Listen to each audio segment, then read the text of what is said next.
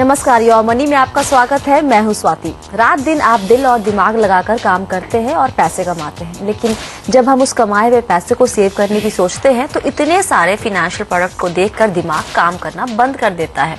दोस्त, रिलेटिव्स और एजेंट्स, किसकी बात पर भरोसा करें ये समझ में नहीं आता। यही लगता है कि कोई तो सही गाइड करे। बस इसी मोड़ पर आपका साथ देने के लिए आते हैं हम, योर मनी लेकर। म्यूचुअल फंड हो या फिर इंश्योरेंस, लोन हो या फिर क्रेडिट कार्ड, इनसे जुड़े हो कोई भी सवाल, देंगे हम जवाब, क्योंकि हमें है आपके पैसों का ख्याल। योर मनी में आज हम फोकस करने वाले हैं म्यूचुअल फंड से जुड़े सवालों पर, और आपके सवालों के जवाब देने के लिए हमारे साथ हैं हमारे खास मेहमान रूंगटा सिक्योरिटीज के CFP हर्षवर्धन रूंगटा। बहुत बहुत स्वागत है हर्ष आपका हमारे शो में। शुरू करते हैं दर्शकों के सवाल जवाब का सिलसिला। दिल्ली से सचिन हमारे साथ है। सचिन, पूछिए, क्या जानना है आपको? Madam good evening. Good evening sir. Ma'am actually मेरे पास कुछ स्पेयर मनी पड़ा है, लगभग 2 लाख के करीब का। ठीक है, तो उसी में कहीं से मतलब पिछले 1 साल से I have not used that money. अच्छा। That money can be required in the next 15 days और may not be required over a period of 1 year. Okay. ठीक है, द प्रॉब्लम कि I do not want to keep it in the saving bank, I do not want to get the interest and pay the tax on that also. अच्छा। ठीक है, I want to invest in some liquid funds where the return may be equivalent to saving bank account return, but tax free and liquidity should be maintain. Alright. कि अगर 15 दिन बाद भी withdraw करना पड़े तो there penalty charges and I should not lose on capital part also. और आपकी रिस्क एपेटाइट बहुत कम है, मतलब आप बहुत ज्यादा रिस्क लेना नहीं चाहते होंगे, right? For this particular money. हाँ जी। ओके।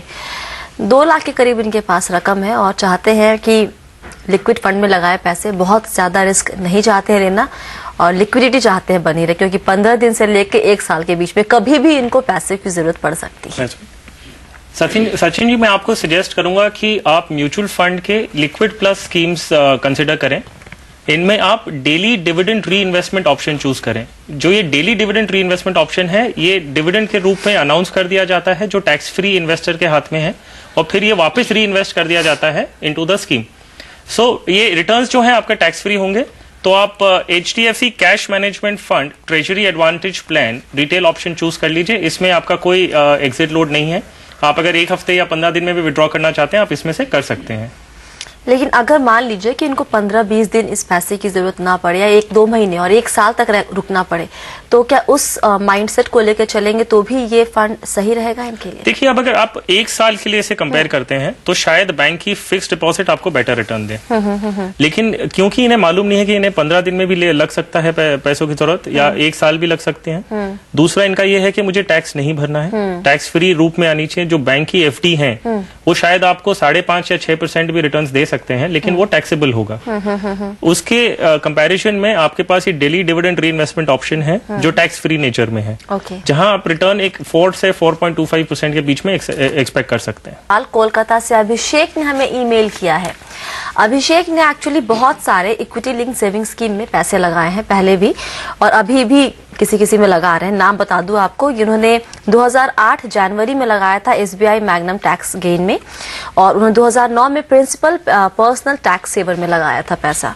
फिलहाल वो जो निवेश कर रहे हैं उसमें उन्होंने 1 टाइम इन्वेस्टमेंट किया था, उसके बाद उन्होंने बंद कर दिया निवेश करना, कुछ भी पैसे नहीं डाल रहे हैं। एज ऑफ नाउ उनके पास जहां वो पैसे लगा रहे हैं वो फंड है HDFC top 200, Sundaram BNP Paribas select mid cap, Sundaram BNP Paribas tax saver और Canara bank equity tax saver.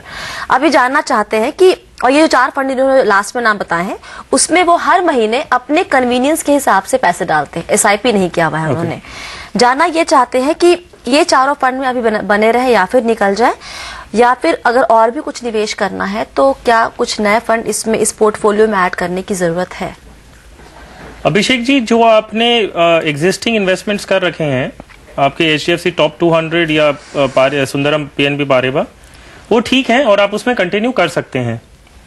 जैसे आपकी इनकम बढ़ रही है और आपको और इन्वेस्ट करना हो, तो पहले आप ये कंसिडर करिए जो आपकी इतनी सारी स्कीम्स हैं, अगर उनमें वो अच्छा परफॉर्मेंस दे रही हैं, तो आप उसमें और थोड़ा उसी में इंक्रीज कर लीजिए, और नई नई स्कीम्स लेके अपने पोर्टफोलियो क्लटर अप मत करिए। क्योंकि ऑलरेडी इनके पास आई थिंक 6 इनके पास स्कीम्स है, 4 अभी के और 2 पहले। That's right. तो आप रिस्ट्रिक्ट करिए। अगर आपको और डाइवर्सिफाई करना ही है और एग्जिस्टिंग स्कीम्स परफॉर्मेंस नहीं दे रही हैं, तो आप 2 और स्कीम्स कंसिडर कर सकते हैं। एक है इंडेक्स फंड, जो Franklin India index fund BSE Sensex plan है, उसमें आप कंसिडर कर सकते हैं। और दूसरा IDFC premier equity fund plan A, इसमें भी आप निवेश करने का सोच सकते हैं। जो 6 फंड ऑलरेडी उनके पास है हर्ष, उनमें से आप क्या सलाह देंगे, किसमें से निकलना इस वक्त इनके लिए फायदेमंद रहेगा, कौन अच्छा परफॉर्म नहीं करे? 2 तो उनके पास नॉन टैक्स सेविंग स्कीम है और 2 टैक्स सेविंग स्कीम में चल रहे हैं, तो चारों में बने रहे वो इस वक्त। एक चीज है कि ये कैनेडा रेबेको इक्विटी टैक्स सेवर जो स्कीम है वो बंद करके ये डीएसपी ब्लैक रॉक का टैक्स सेवर कंसिडर कर सकते हैं। अच्छा, comparatively DSP has given better returns. Alright. और एसबीआई मैग्नम टैक्स में क्या और पैसे लगा सकते हैं अगर टैक्स सेविंग पर्पस हो तो? Yes, why not, but I would say कि आप पहले फंड का परफॉर्मेंस, क्योंकि आपके खुद के पोर्टफोलियो में इतने सारी स्कीम्स हैं, आप उसके खुद कंपैरिजन कर लीजिए, जो बेटर परफॉर्मेंस है आप उसमें डाल दीजिए। ऑलराइट। तो अभिषेक, आपको ये सलाह ये है कि आप कैन रुबेको में से निकलकर डीएसपी बीआर टैक्स सेवर में लगा सकते हैं पैसे, और आपके पास जो फंड में अभी आपके पोर्टफोलियो में एचडीएफसी टॉप 200 और सुंदरम बीएनपी पारिबा है, आप उसमें बने रह सकते हैं।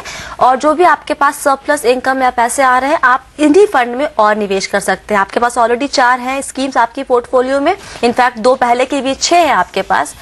आप और ज्यादा बढ़ाने की कोशिश ना करें, जो एक्स्ट्रा पैसे आ रहे हैं आप इन्हीं में और निवेश कीजिए। अगर इसके बाद भी आपको कुछ नया स्कीम और ऐड करना ही है अपने पोर्टफोलियो में, तो हर्ष की सलाह है फ्रैंकलिन इंडिया इंडेक्स फंड को आप चेक कर सकते हैं, या फिर IDFC premier equity fund plan A को आप चेक कर सकते हैं।